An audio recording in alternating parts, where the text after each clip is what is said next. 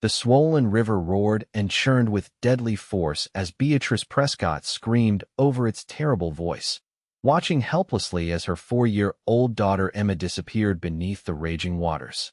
The spring floods of 1879 had turned the normally peaceful Cimarron River into a monster, and now that monster had taken her child. Without thinking, she plunged toward the water's edge, her skirts instantly sodden, when strong arms encircled her waist, pulling her back from certain death. "You'll drown too." The deep voice belonged to a tall stranger, his face shadowed beneath a dusty Stetson.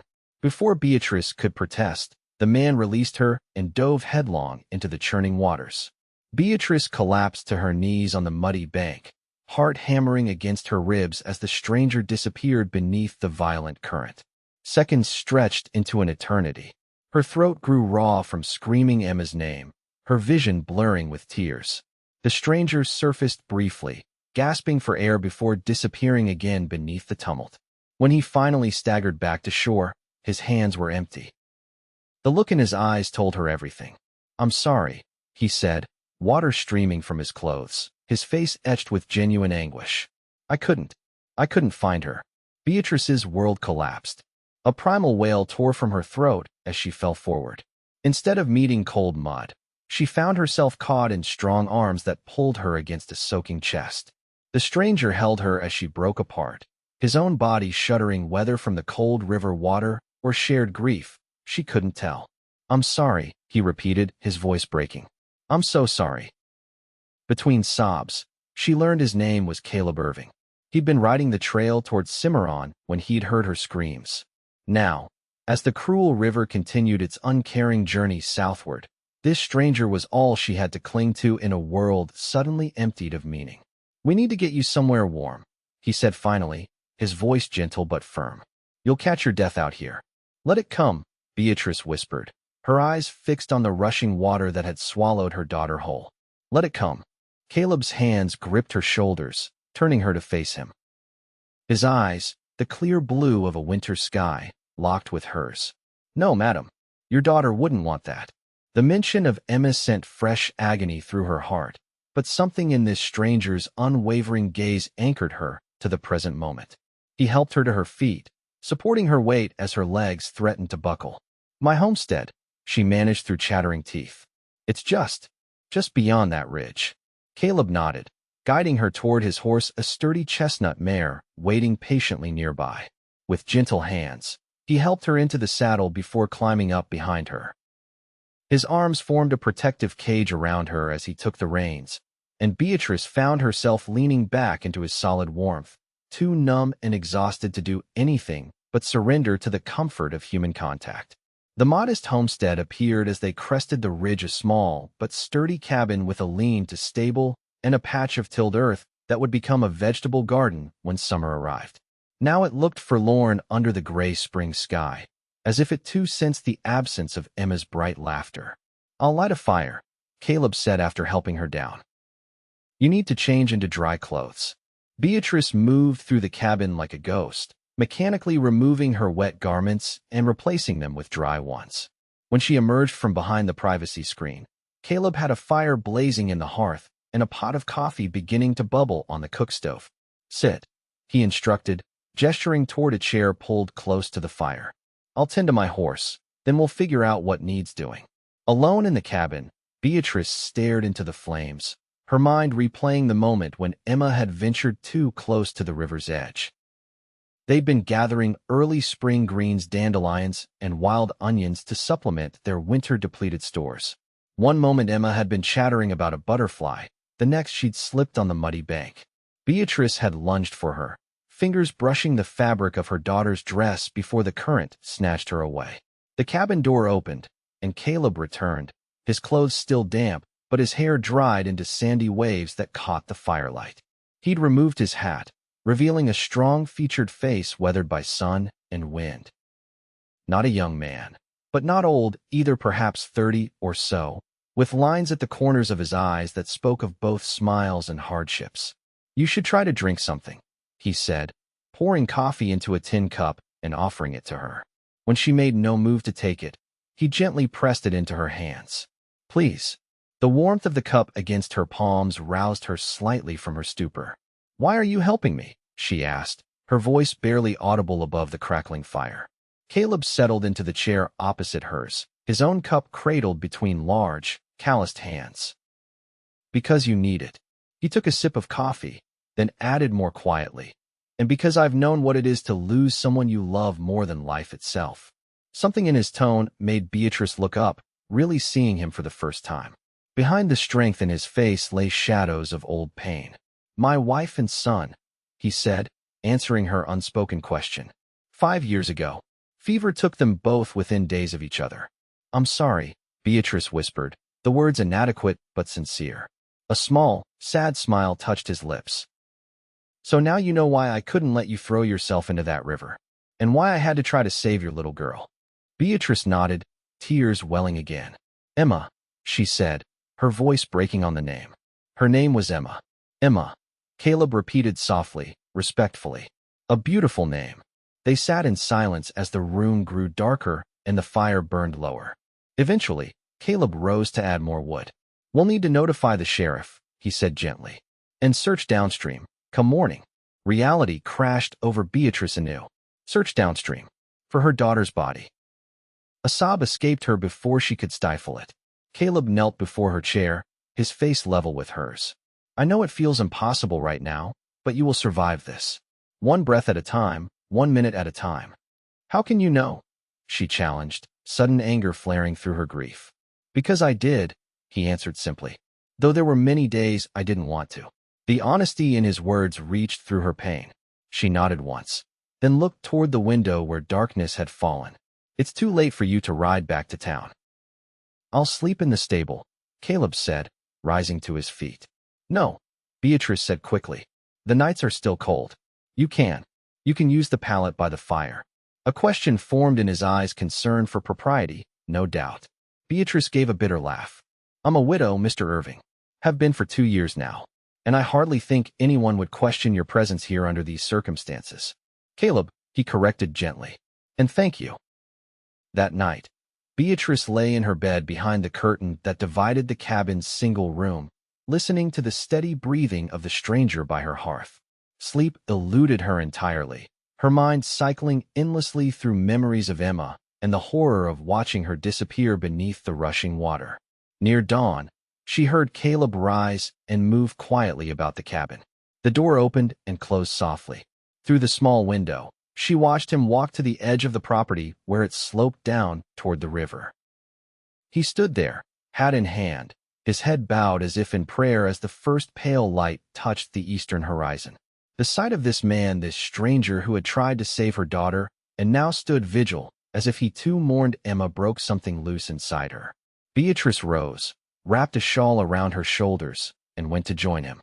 They stood side by side, watching the sunrise paint the sky in hues of pink and gold that seemed obscenely beautiful against the backdrop of her grief.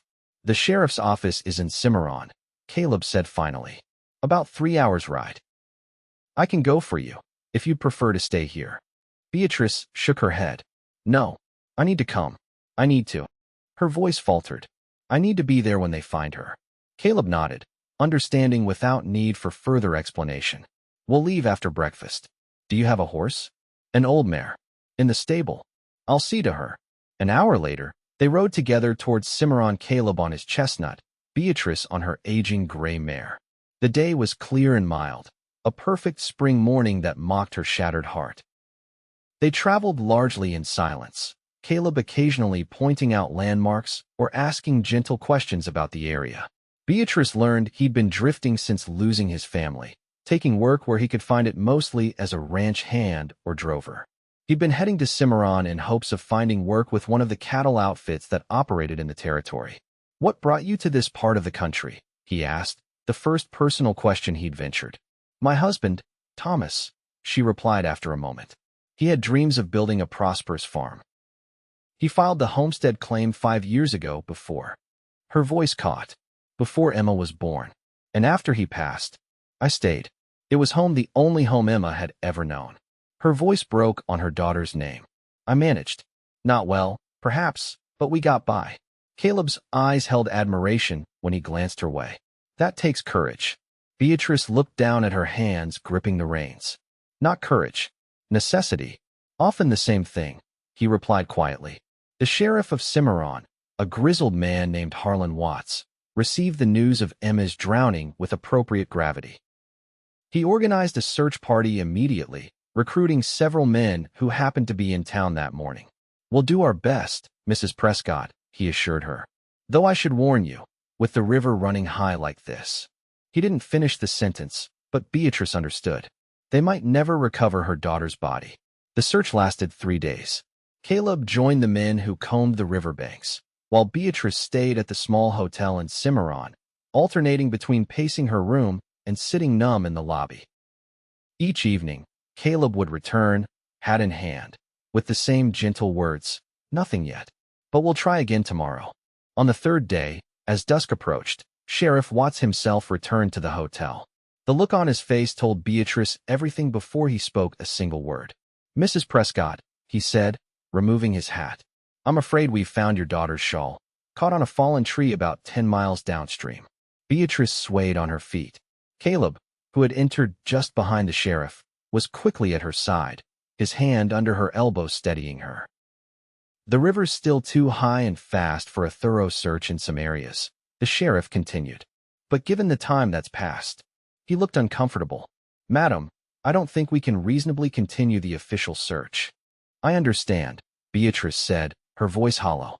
"I'm truly sorry for your loss," Sheriff Watts said, genuine regret in his weathered face. "Your daughter's shawl is at my office. You can collect it whenever you're ready." After the sheriff left, Beatrice remained motionless in the hotel lobby, staring at nothing. Caleb guided her gently to a chair near the stove. "I'll fetch you some tea," he said.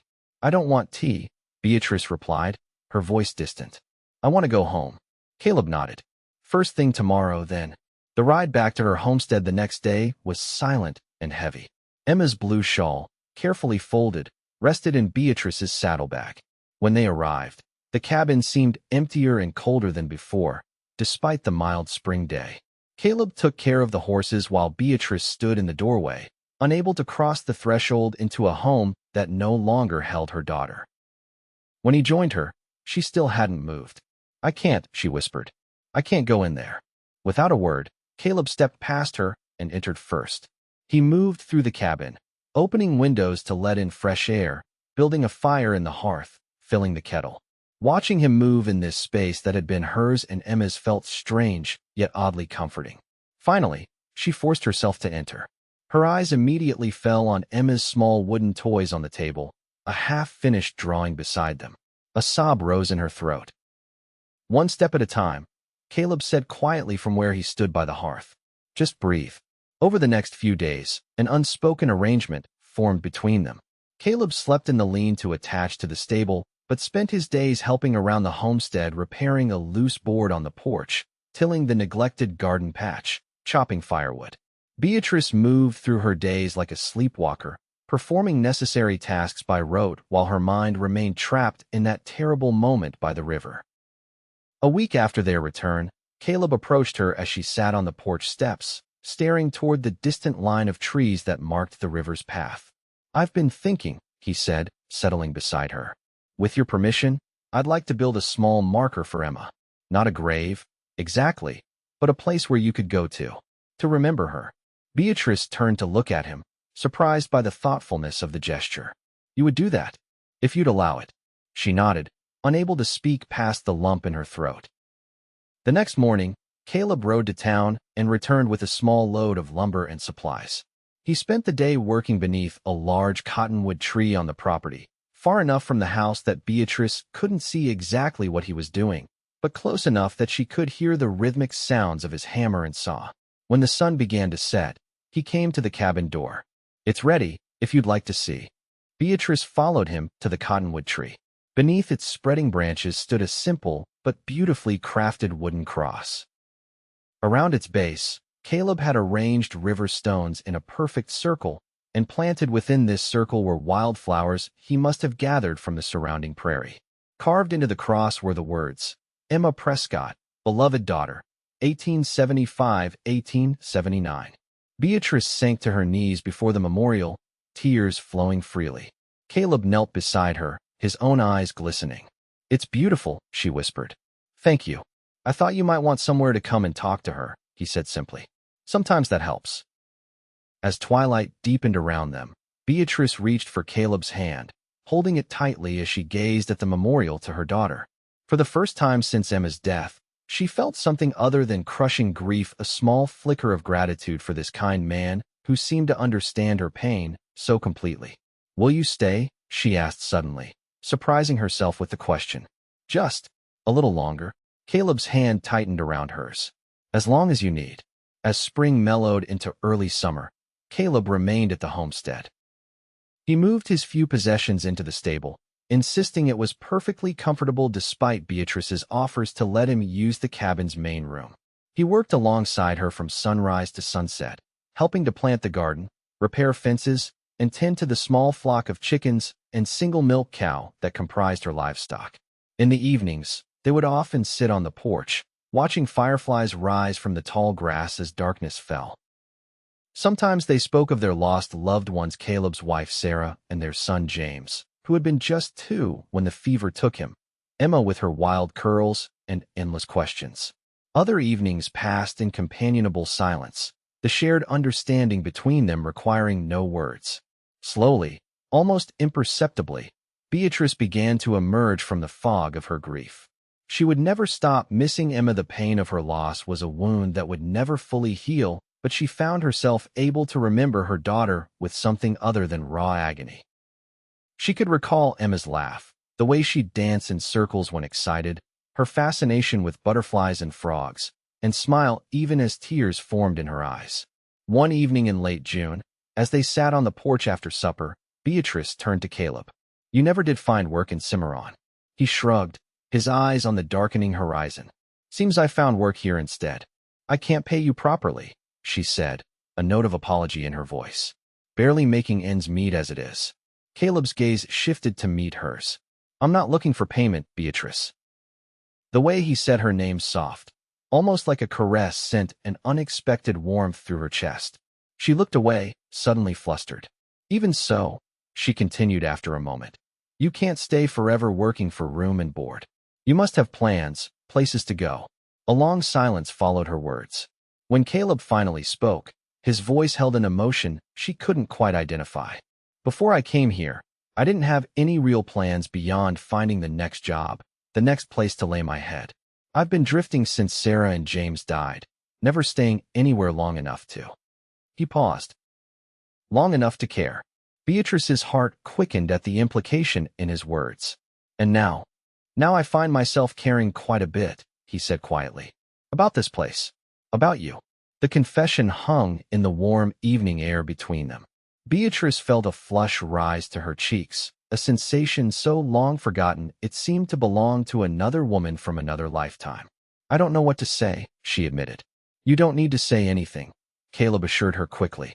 "I'm not expecting. That is, I understand if you don't." His uncharacteristic stammering made her smile despite herself.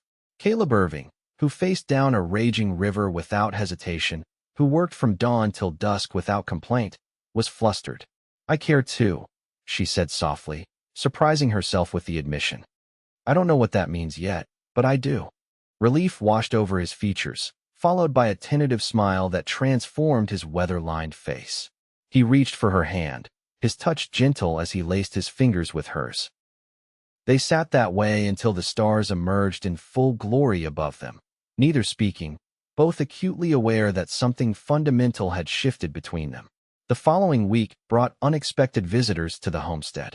Beatrice was hanging laundry when she heard approaching hoofbeats. Shading her eyes against the summer sun, she made out 2 riders approaching, Sheriff Watts and another man she didn't recognize. Caleb, who had been repairing a chicken coop, straightened and moved to stand beside her as the men dismounted. "Mrs. Prescott," Sheriff Watts greeted her with a tip of his hat. "Mr. Irving, sorry to intrude. This here is Marshal Tucker from over Fort Dodge Way." The second man, tall with a formidable mustache, nodded curtly. "Madam, sir, what brings you all this way, Sheriff?" Beatrice asked, noting the serious expressions on both men's faces. Sheriff Watts shifted uncomfortably. Marshall Tucker is tracking a fugitive, a bank robber who's believed to have passed through this area recently. Thought you might have seen something unusual. When was this robbery? Caleb asked. 2 weeks ago, the marshal replied. The Wells Fargo office in Dodge City. Man got away with over $2,000. Beatrice shook her head.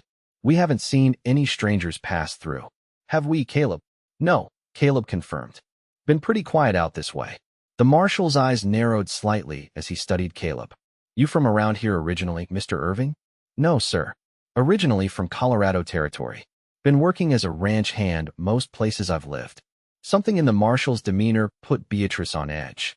There was a subtle hostility in the way he regarded Caleb, as if searching for something suspicious. How long have you been staying at Mrs. Prescott's place? The marshal continued, his tone casual, but his eyes sharp. Since spring, Caleb answered evenly. Why do you ask? Instead of answering, Marshal Tucker turned to Beatrice. Madam, would you mind if I had a private word with Sheriff Watts and Mr. Irving here? Alarm flared through Beatrice. Whatever you have to say can be said in front of me. This is my property. The marshal's mouth tightened beneath his mustache. Very well. Mr. Irving, I believe you may know something about the man I'm looking for. Caleb's expression remained neutral. I'm afraid I don't. Really? Because the description I have mentions a man about your height and build, with sandy hair, riding a chestnut mare. Beatrice felt her heart begin to pound. That could describe half the men in the territory. True enough, the marshal conceded. But not many of them appear out of nowhere with no clear history, right around the time a substantial sum of money goes missing. Sheriff Watts looked uncomfortable. Now hold on, Tucker. Irving here helped search for Mrs. Prescott's daughter when she drowned. Been working this homestead ever since, from what I understand. Hardly the actions of a man on the run.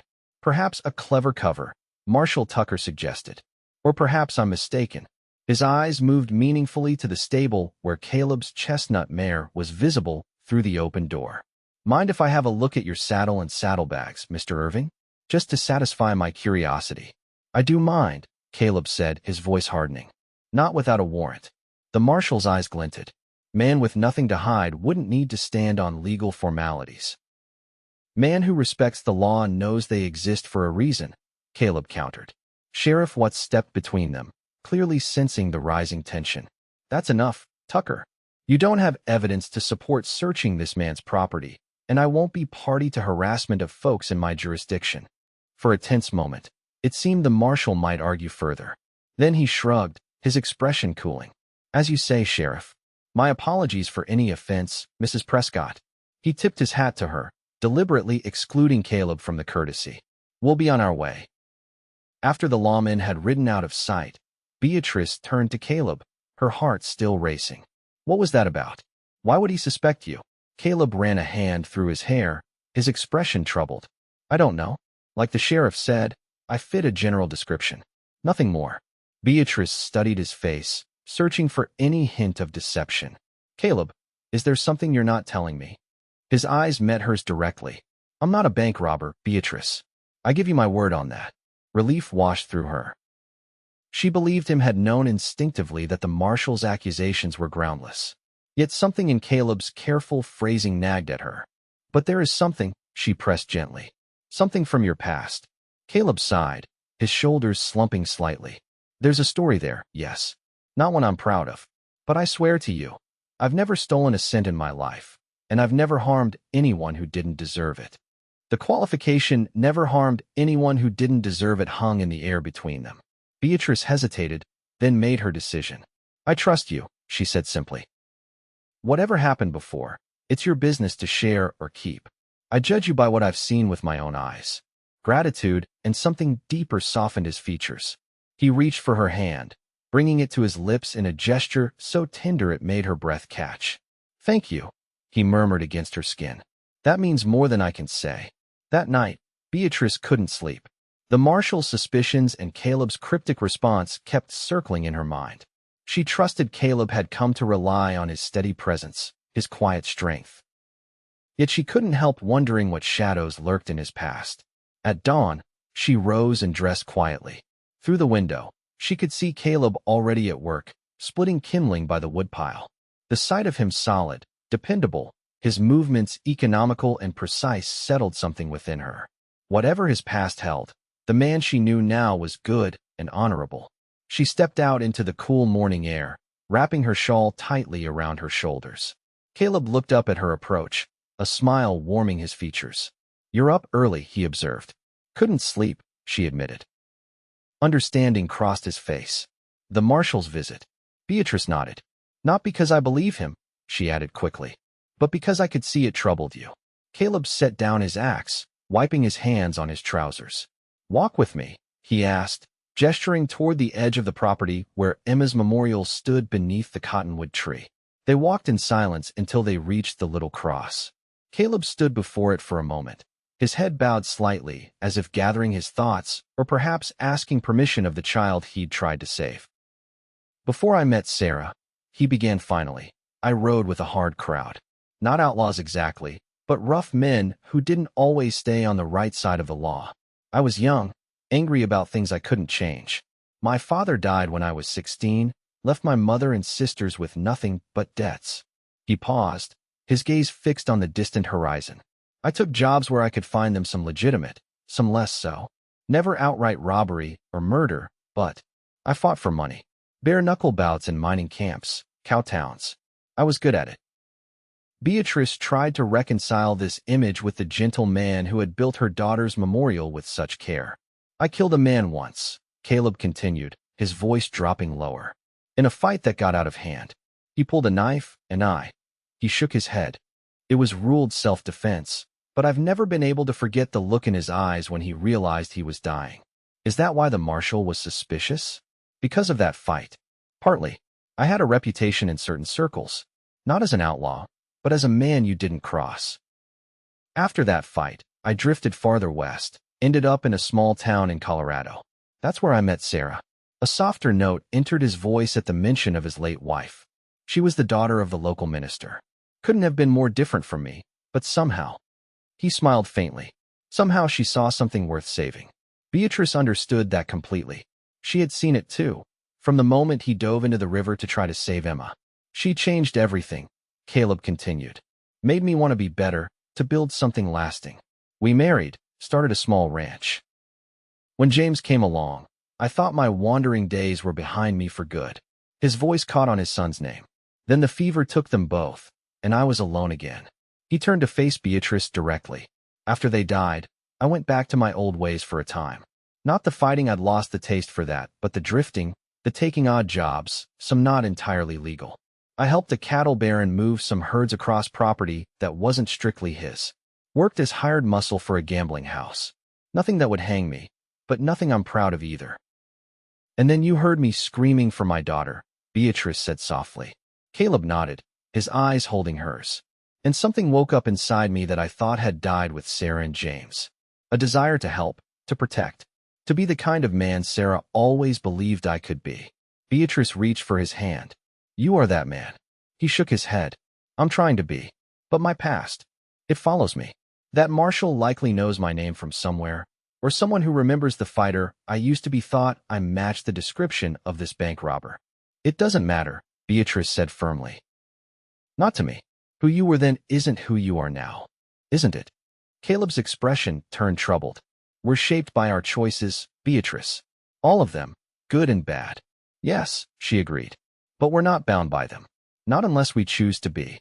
She squeezed his hand. "The man who dove into that river to try to save my Emma, that's who you are. The man who built this memorial, who's worked alongside me these past months, who's shown nothing but kindness and respect. That's the Caleb Irving I know." Something shifted in his eyes, a lightning, as if a burden had been partially lifted. He raised a hand to her cheek, his touch gentle. "You've given me something I never expected to find again," he said quietly. "What's that?" "Hope," he answered simply. "A reason to stop drifting." The tenderness in his voice made her heart swell. Slowly, giving her every chance to pull away, Caleb leaned forward and pressed his lips to hers in a kiss as gentle as a whispered promise. Beatrice closed her eyes, allowing herself to feel something other than grief for the first time in months, the stirring of new possibilities, of life continuing despite devastating loss. When they broke apart, She saw in Caleb's eyes a reflection of her own complex emotions, hope mingled with lingering sorrow, desire tempered by respect, the wonder of finding connection when both had thought themselves condemned to loneliness. "I don't expect anything," he said earnestly. "If friendship is all you want to offer, it's more than enough." Beatrice considered his words, searching her own heart. The thought of Caleb leaving, of returning to an empty homestead and solitary existence, filled her with dread. Yet she wasn't sure she was ready for more than friendship, wasn't sure her heart had healed enough to risk loving and losing again. "Stay," she said finally. "Not just as my friend or hired hand, but stay while we figure out what this could be between us. No promises beyond that, at least not yet." Relief and joy transformed his face. "That's all I could ask for." As summer deepened, the homestead flourished under their combined efforts. The vegetable garden yielded a bountiful harvest, the chickens produced eggs in abundance, and Caleb even managed to trade labor with a neighboring farmer for 2 young pigs to fatten for winter. For the first time since Thomas's death, Beatrice felt the homestead might actually become the thriving farm he had envisioned.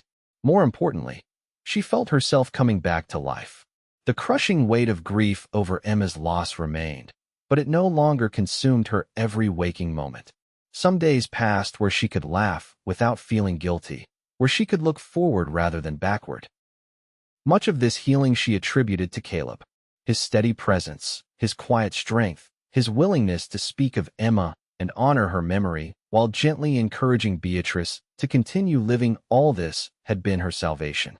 Their relationship progressed with careful tenderness.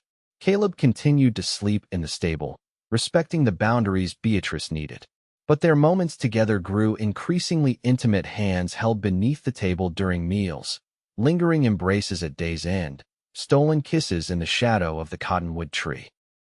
By August, Beatrice knew with certainty that what she felt for Caleb was love, different from what she'd shared with Thomas, not better or worse, simply different.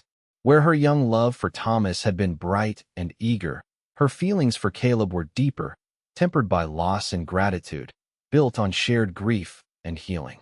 One evening, as they sat on the porch watching a spectacular sunset paint the western sky in vivid oranges and purples, Beatrice turned to him. "I think it's time you stopped sleeping in the stable," she said, her heart racing despite her resolute tone. Caleb looked at her, his expression a mixture of surprise and hope. "Are you sure?" Beatrice nodded. "I'm sure. About that and other things." "What other things?" he asked softly, taking her hand in his. "That I love you," she said simply. "That I want you to stay, not just for now, but for good. That I'm ready to build a life with you, if that's what you want to." Joy blazed across Caleb's features, so bright and pure it took her breath away. "It's all I want," he said, his voice rough with emotion. "To build a life with you, to care for you, to be the man you deserve." He pulled her into his arms, his kiss deeper and more passionate than their previous embraces, a promise of the life they would build together. Beatrice surrendered to it completely, her body and heart awakening fully after the long winter of her grief. That night, for the first time, Caleb slept in the cabin in her bed, his arms wrapped protectively around her, as if to shield her from all future sorrows. Beatrice rested her head on his chest, listening to the strong, steady beat of his heart, and felt something like peace. The next morning, Caleb rose at dawn as usual, pressing a kiss to her forehead before slipping out to tend to the animals. Beatrice drifted back to sleep, only to be awakened later by the sound of horses approaching, several of them, moving at speed. She dressed hurriedly and stepped onto the porch just as 4 riders pulled up in the yard. Her heart sank when she recognized Marshal Tucker among them, his face set in hard lines. Beside him rode Sheriff Watts, looking deeply uncomfortable, and 2 men she didn't recognize wearing deputy badges. Caleb emerged from the barn, his stance alert but outwardly calm as he walked to stand beside Beatrice on the porch steps. "Marshal," he greeted evenly. "Sheriff, what brings you back to our homestead?" Marshal Tucker dismounted, his hand resting meaningfully near his holstered pistol. "Caleb Irving, I have a warrant for your arrest." Beatrice felt her blood run cold. "On what charges?" "Bank robbery," the marshal replied, his eyes fixed on Caleb. "Wells Fargo office in Dodge City, as I mentioned before." We've got a witness who's identified Irving as one of the men involved. That's impossible, Beatrice protested. Caleb was here with me when that robbery took place. Sheriff Watts looked pained. Can you be certain of the exact date, Mrs. Prescott? The robbery occurred on June 14th. Beatrice's mind raced, counting back. June 14th, that would have been. Her heart sank as she realized she couldn't account for Caleb's whereabouts that day with absolute certainty. He often rode to neighboring farms to trade labor or goods. There's been a mistake, she insisted. Caleb is innocent. That's for a court to decide, Marshal Tucker said coldly, producing a pair of handcuffs. Mr. Irving, I suggest you come quietly. Don't make this any harder on the lady than it already is. Caleb's jaw tightened, but his voice remained steady. I'm not guilty of this crime, Marshal, but I'll come peacefully on one condition, that you allow me a moment to speak privately with Mrs. Prescott. Marshal Tucker hesitated, then nodded curtly. 2 minutes. Inside the house, where we can see you through the window. And don't try anything foolish.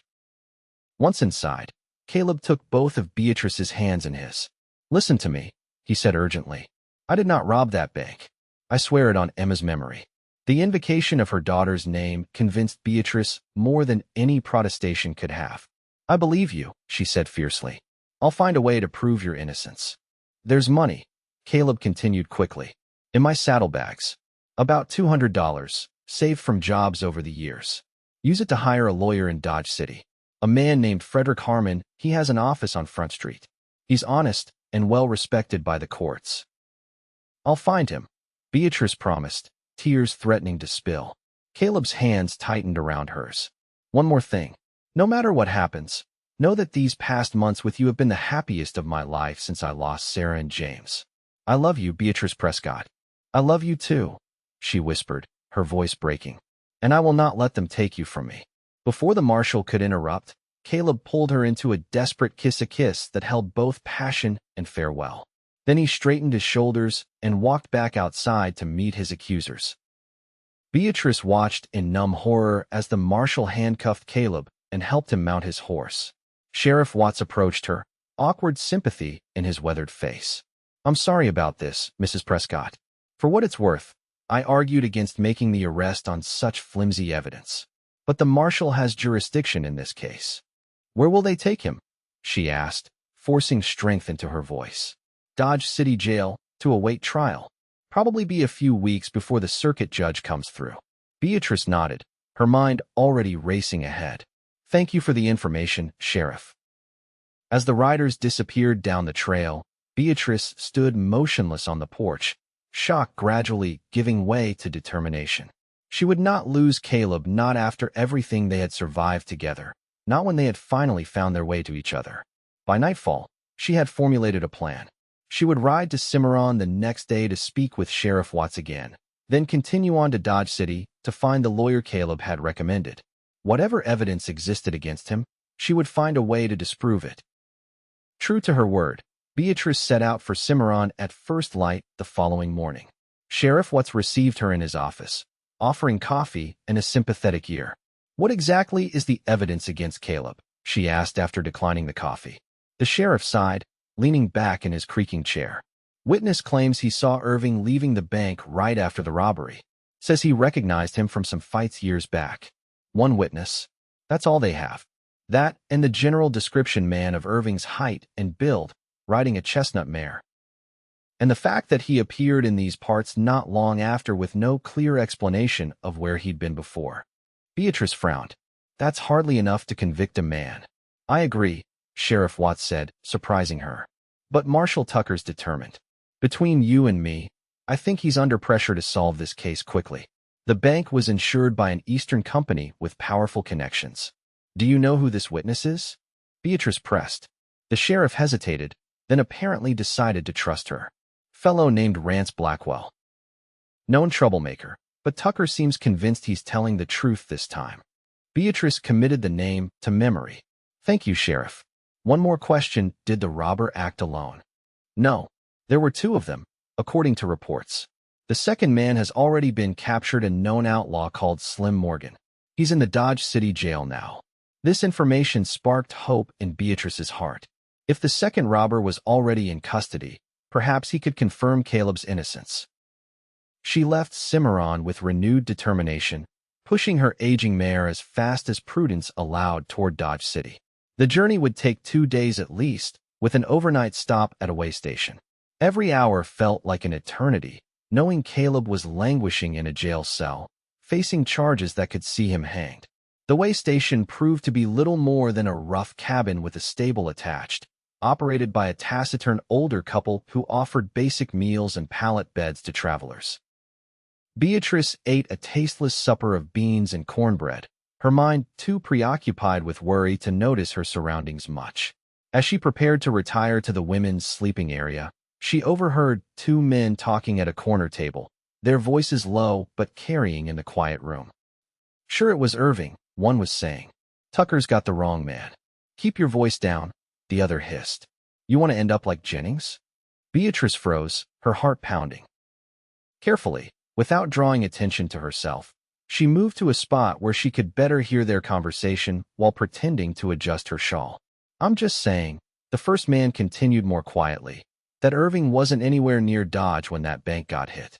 He was up in Denver, last I heard." "Well, Blackwell says different, and Tucker believes him. That's all that matters. Blackwell would say his own mother was a bank robber if there was money in it for him." The second man made a silencing gesture, his eyes darting around the room. His gaze passed over Beatrice, who quickly looked away, hoping he hadn't noticed her eavesdropping. She retreated to her pallet, mind racing with this new information. Someone knew Caleb was innocent. Someone knew the witness against him was lying. But who were these men, and would they be willing to come forward? By morning, they had already departed, leaving Beatrice with tantalizing information but no way to use it. She reached Dodge City late the following afternoon, a sprawling, rowdy cattle town that made Cimarron look like a quiet hamlet. The streets teemed with cowboys, gamblers, and saloon girls, the air thick with dust, tobacco smoke, and the smell of livestock. Her first stop was the office of Frederick Harmon, the lawyer Caleb had recommended. To her relief, she found him in a distinguished-looking man in his 50s, with silver hair and intelligent eyes behind wire-rimmed spectacles. "Mrs. Prescott." He greeted her after she'd introduced herself and explained her connection to Caleb. "Please, have a seat. I've already heard about Mr. Irving's case. News travels fast in a town like Dodge. Will you help him?" Beatrice asked directly, too exhausted and worried for pleasantries. Harmon studied her for a moment, then nodded. "I will. Not only because he asked for me specifically, which intrigues me, but because I've heard enough about this case to have serious doubts about the evidence." Relief washed over Beatrice. "Thank you." Caleb mentioned having money saved. Harmon waved a hand dismissively. "We'll discuss payment after I've spoken with him and reviewed the case more thoroughly. For now, tell me everything you know." Beatrice recounted everything, including the conversation she'd overheard at the way station. Harmon listened intently, occasionally making notes on a pad of paper. "This is helpful," he said when she finished. "Particularly the names Blackwell as the witness, and this Jennings person the men mentioned. I'll look into both. In the meantime, I'll arrange for you to visit Mr. Irving in the morning." "Can I see him today?" Beatrice asked, unwilling to wait another night. Harmon shook his head regretfully. "Visiting hours are over for the day, but first thing tomorrow, I promise." Resigned, Beatrice thanked him and sought out a respectable boarding house for the night. Sleep eluded her entirely, her mind conjuring images of Caleb in a cell, alone and falsely accused. At dawn, she was already waiting outside the jail when Harmon arrived to escort her inside. The deputy on duty led them through a heavy door into a corridor lined with cells. The jail smelled of sweat, stale food, and despair. "Irving." "Visitors," the deputy called, stopping before a cell near the end of the corridor. Caleb appeared at the bars, his face lighting up at the sight of Beatrice. He looked tired, a shadow of stubble darkening his jaw, but otherwise unharmed. "5 minutes," the deputy said, stepping back to give them a semblance of privacy. Beatrice moved close to the bars, her hands automatically reaching for Caleb's. His fingers wrapped around hers, strong and warm despite his circumstances. "You shouldn't have come," he said softly, though his eyes said differently. "It's not safe." "Nothing could have kept me away," she replied. "I've brought Mr. Harmon, as you suggested." Harmon stepped forward, speaking in low, efficient tones about the case, the evidence against Caleb, and possible defense strategies.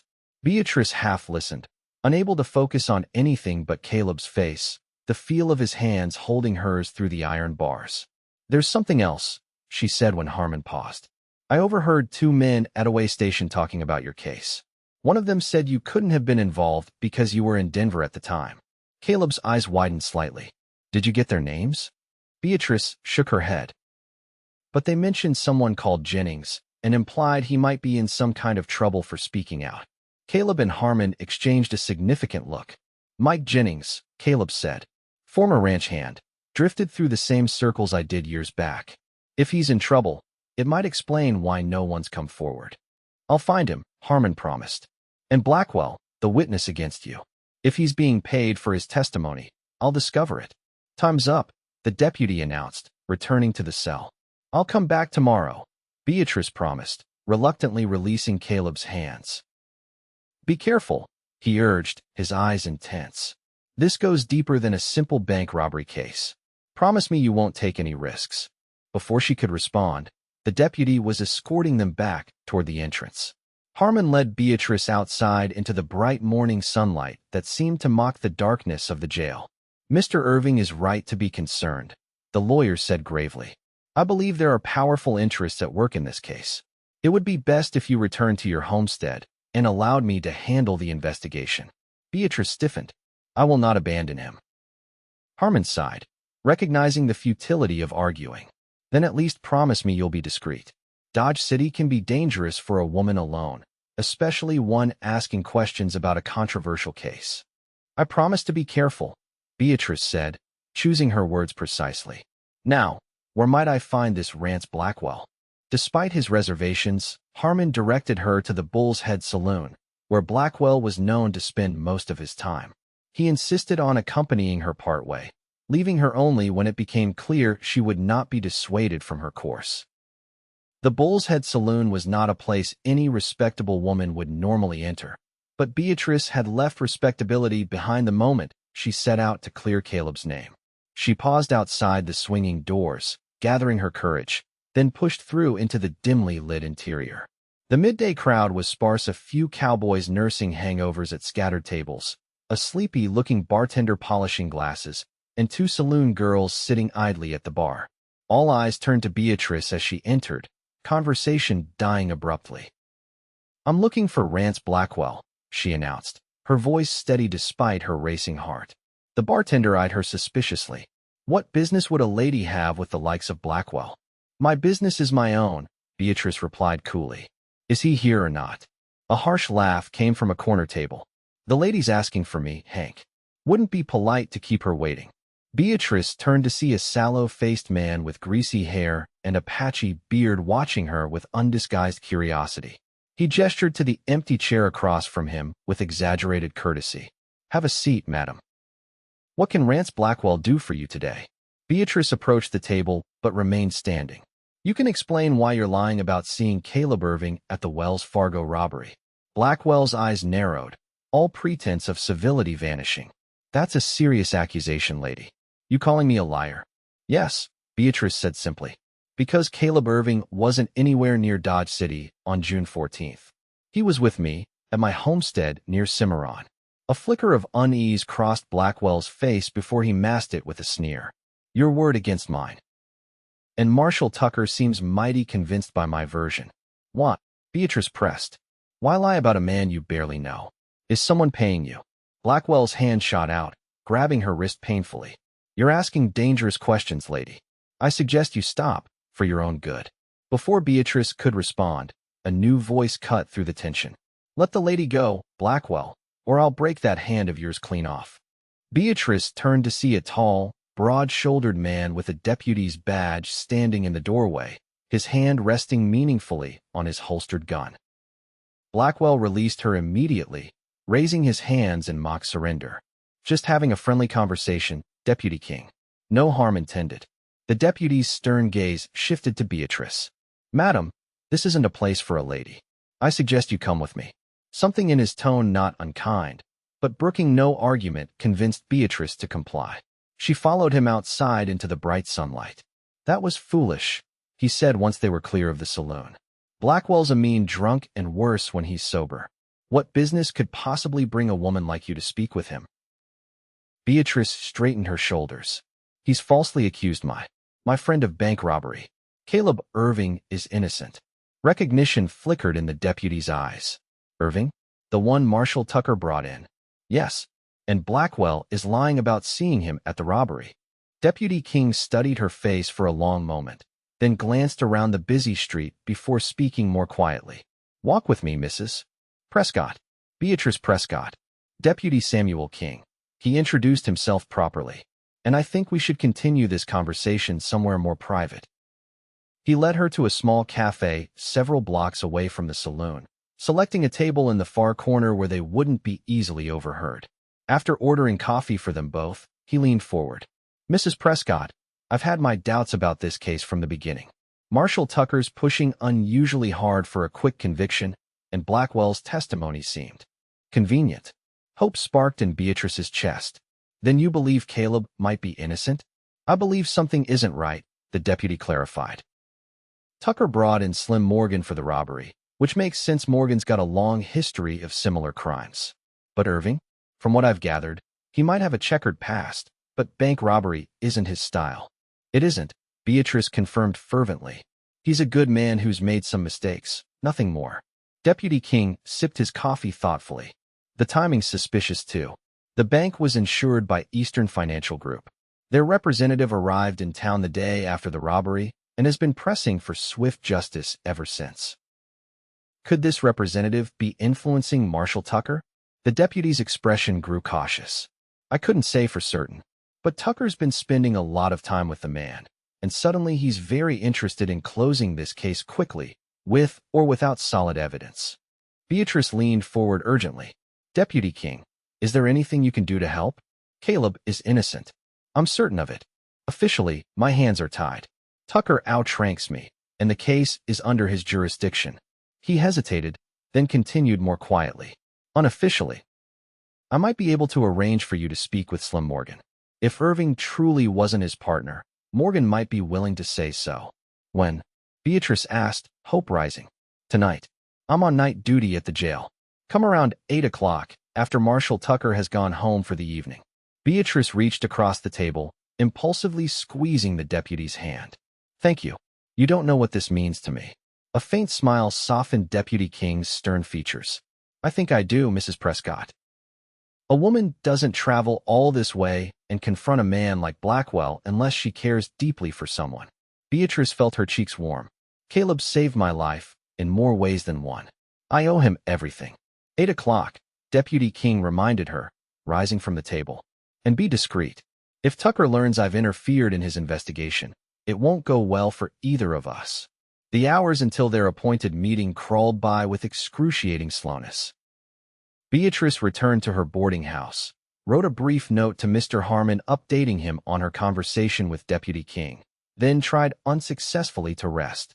Her mind raced with possibilities. If Slim Morgan confirmed Caleb's innocence, would it be enough to secure his release? Or would Marshall Tucker find some way to press forward with the charges regardless? At 7:45, she set out for the jail, keeping to well-lit streets and maintaining a brisk pace. The evening was warm, the sky still light with the lingering summer sunset. Dodge City's notorious evening revelries were just beginning, with piano music and raucous laughter spilling from saloons along the main street. Deputy King was waiting at the jail entrance, his expression grave. Mrs. Prescott. Right on time. He ushered her inside, checking carefully that they weren't observed. The jail was quiet, with only one other deputy on duty, stationed at the front desk. Jones, I'm taking Mrs. Prescott back to speak with her husband, Deputy King said smoothly. Won't be but a few minutes. The other deputy barely glanced up from his newspaper. Sure thing, Sam. Once they were in the corridor leading to the cells, King spoke in a hushed tone. I told Morgan you were coming. He's agreed to speak with you, though I can't promise he'll be helpful. Criminals like him usually look out for themselves first and foremost. I understand, Beatrice said. I just need the truth. They stopped before a cell different from Caleb's closer to the front of the jail. Inside, A thin man with a scraggly beard sat on the edge of his cot, watching their approach with wary eyes. "Morgan, this is Mrs. Prescott," Deputy King introduced. "She wants to ask you about the Wells Fargo job." The prisoner stood, approaching the bars with a curious expression. "Lady, what's your interest in my business?" Beatrice met his gaze directly. "Marshal Tucker has arrested Caleb Irving as your accomplice. But he's innocent, and I believe you know that." Morgan's eyebrows rose. "Irving? Don't know him." "Are you certain?" Beatrice pressed. "He's about 6 feet tall, sandy hair, blue eyes. Rides a chestnut mare." "Lady, I've never laid eyes on any Caleb Irving," Morgan said flatly. "My partner in that job was Jake Miller. We planned it for weeks." Beatrice's heart leaped. "Would you be willing to make an official statement to that effect?" Morgan gave a harsh laugh. "Why would I? What's in it for me?" "The satisfaction of preventing an innocent man from hanging for your crime," Beatrice suggested. "Not much incentive there," Morgan sneered. "I'm already looking at years in prison. One more charge won't make much difference to my sentence." Deputy King cleared his throat. "The judge might look favorably on cooperation, Morgan. Could mean a reduced sentence." Morgan considered this, scratching his beard thoughtfully. "Maybe, but there's something else you should know, lady. This Jake Miller? He's connected. Works for a man with friends in high places including, I suspect, your Marshal Tucker." "What man?" Beatrice asked. "Name's Hamilton. Jeremiah Hamilton. Owns the Golden Spur Saloon and half the businesses on Front Street. Word is, he's tight with the Eastern Financial Group, the same outfit that insured the Wells Fargo office." Deputy King's expression darkened. "Insurance fraud?" Morgan shrugged. "I just rob banks, deputy. Don't much care where the money goes after. But Miller mentioned something about the job being arranged. Said we'd get a percentage, and the rest would go to covering some debts Hamilton had with the insurance company. And now Miller's disappeared, and they need someone to take the fall," Deputy King murmured. "So they picked a drifter with a spotty past who happened to be in the wrong place at the wrong time." "Irving was the convenient scapegoat," Morgan confirmed. "From what I hear, the real Miller is probably halfway to Mexico by now, with Hamilton's blessing and a share of the money." Beatrice felt a surge of righteous anger. "This is corruption of the worst kind." "Welcome to Dodge City, madam," Morgan said dryly. Deputy King's expression was grim. "This goes beyond Tucker. If Hamilton is involved, and he has connections to the insurance company, it's a conspiracy," Beatrice finished. "And Caleb is caught in the middle of it." "I'll testify," Morgan said suddenly, surprising both of them. "About Miller being my partner, not this Irving fellow. Don't much like being a pawn in some rich man's scheme." Hope surged through Beatrice. "Thank you." As they left Morgan's cell, Deputy King placed a cautioning hand on her arm. "This isn't over, Mrs. Prescott. Hamilton is a powerful man in this town, and if Tucker is involved in this scheme, he won't take kindly to our interference. What should we do?" "Find Frederick Harmon. Tell him everything we've learned. He has the legal standing to demand a proper investigation, especially with Morgan's testimony." A familiar voice from further down the corridor interrupted their conversation. "Beatrice, is that you?" Caleb's face appeared at the bars of his cell, confusion and concern evident in his expression as he spotted her with the deputy. Deputy King hesitated, then made a quick decision. 2 minutes, he said, unlocking Caleb's cell door. "I'll watch for Tucker."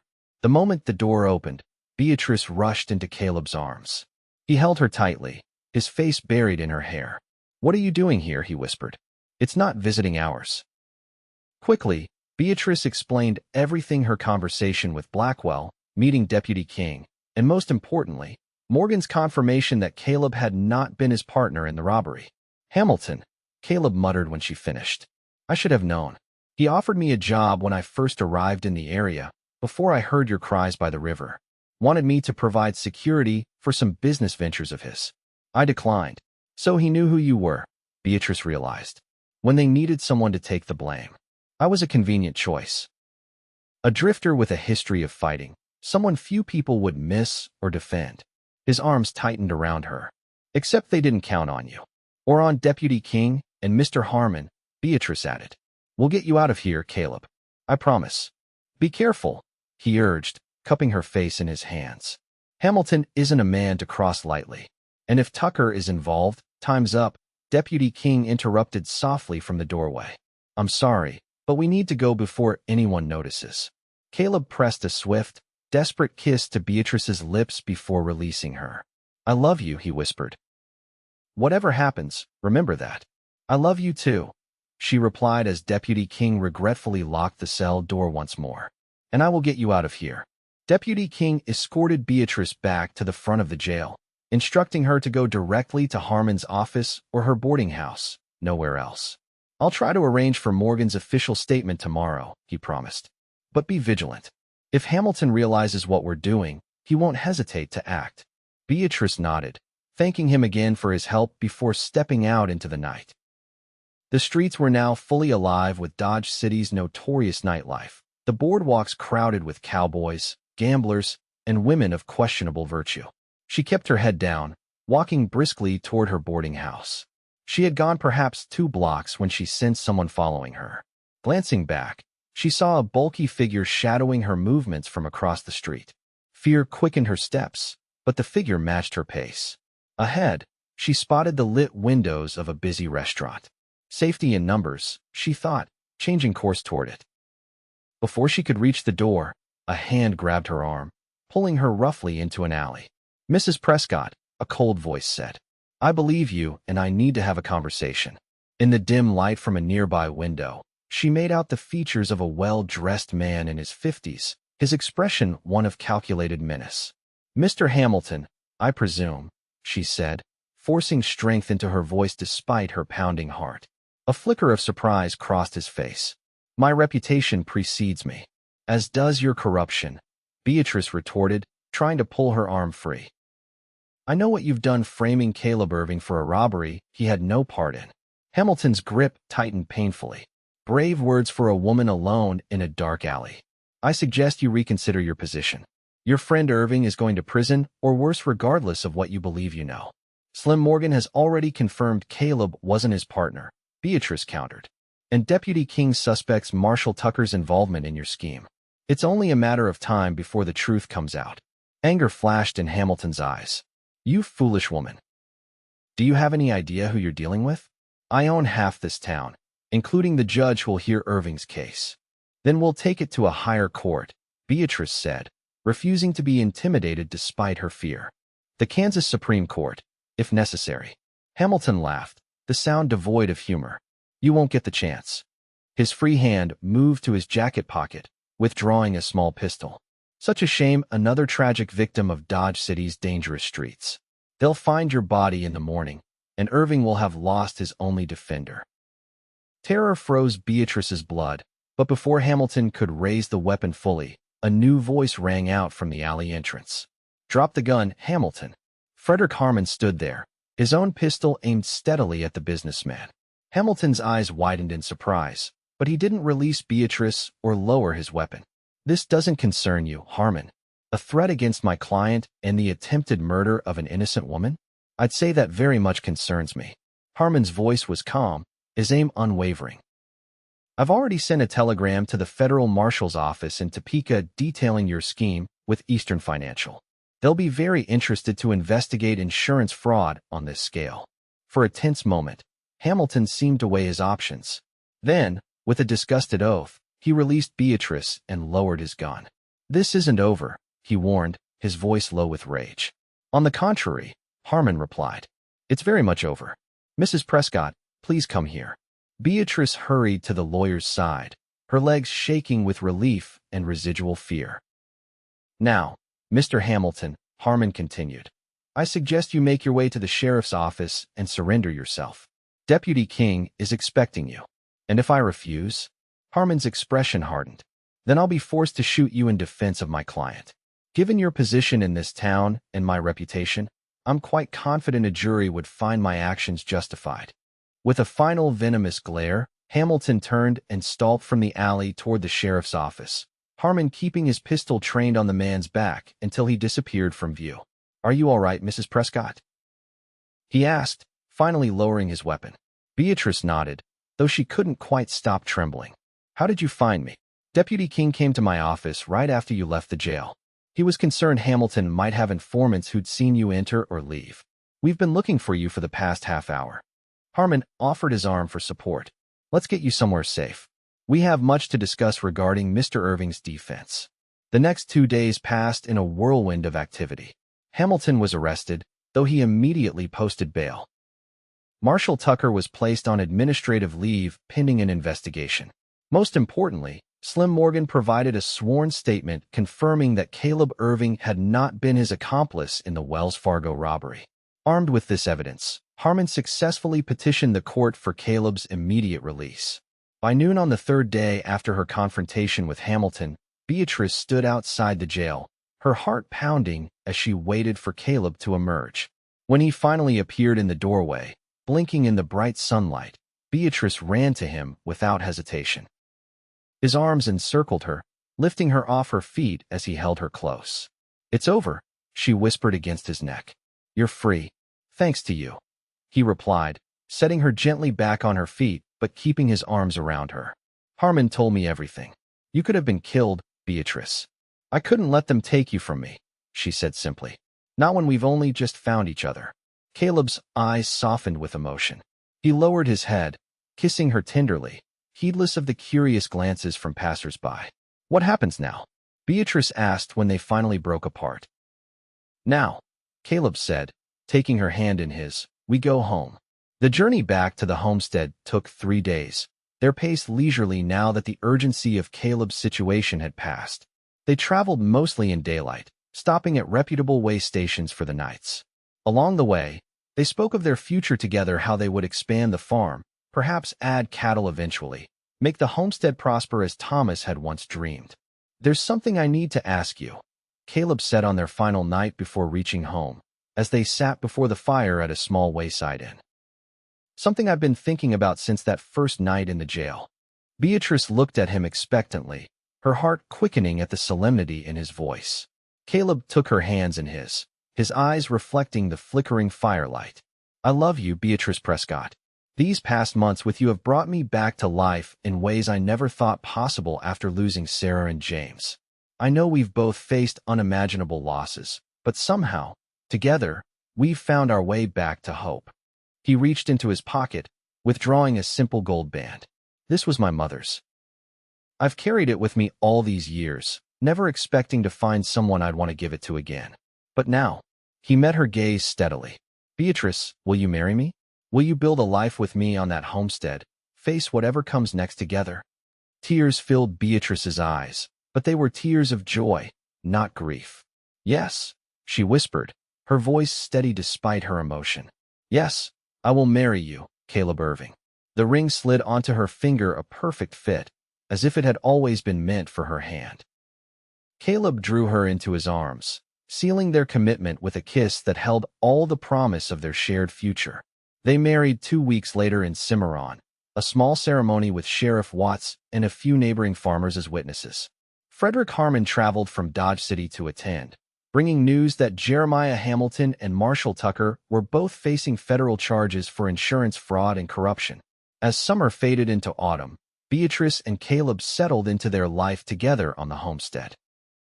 The garden yielded a bountiful harvest. Caleb's carpentry skills resulted in much-needed improvements to the cabin and outbuildings, and together they began to plan for expanding their operations in the spring.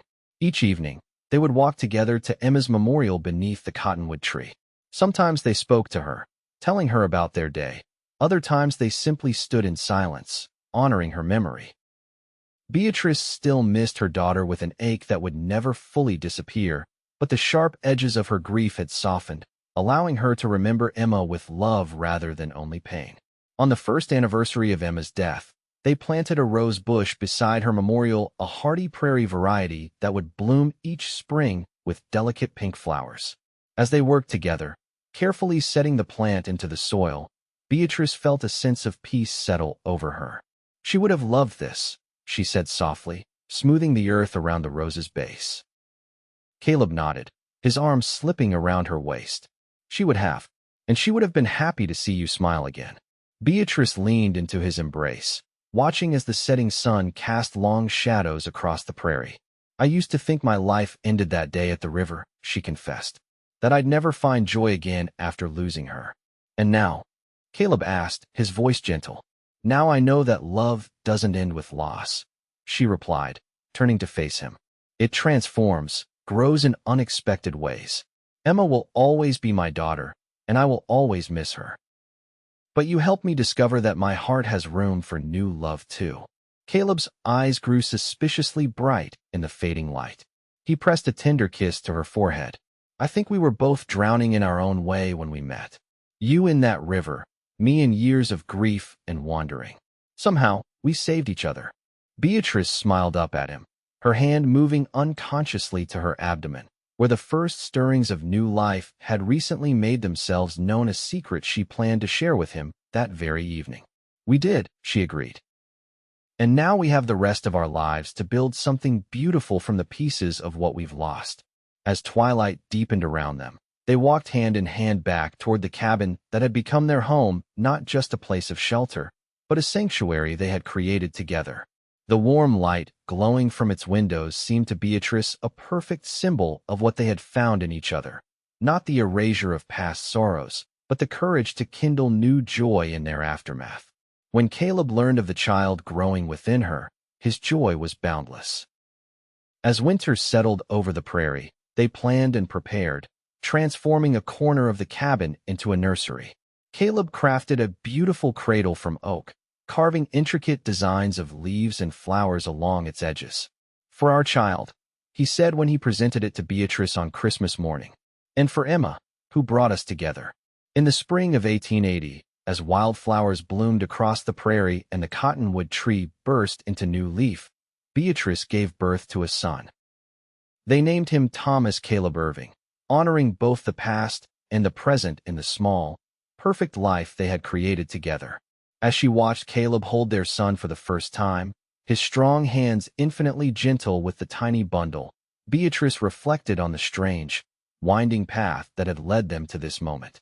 A path marked by unspeakable tragedy and unexpected grace, by a river that took and a love that gave back tenfold. He's perfect, Caleb whispered, awestruck, as the baby's tiny fingers curled around his thumb. He is, Beatrice agreed, her heart so full it seemed impossible to contain such happiness. Our miracle. Later that evening, when the baby was sleeping peacefully in his new cradle, Caleb carried Beatrice outside to watch the sunset from the porch swing he had built the previous autumn. The air was warm and sweet with the scent of new growth, the land around them vibrant with renewed life. I never thought I'd find this kind of happiness again, Caleb said, his arm around her shoulders, her head resting against his chest, where she could hear the steady beating of his heart. Nor did I, Beatrice admitted.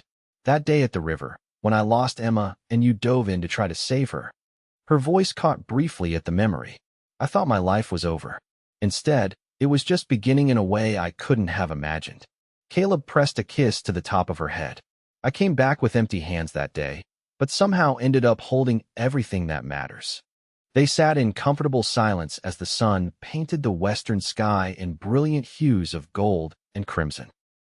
In the distance, the river that had taken so much from them glinted like a ribbon of fire in the fading light, no longer an enemy, but simply a part of the land that had become their home.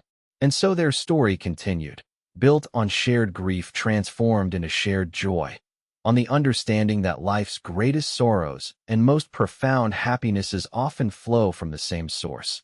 The courage to open one's heart, to dive into the unknown currents of love and emerge, hands empty but arms full, ready to embrace whatever comes next.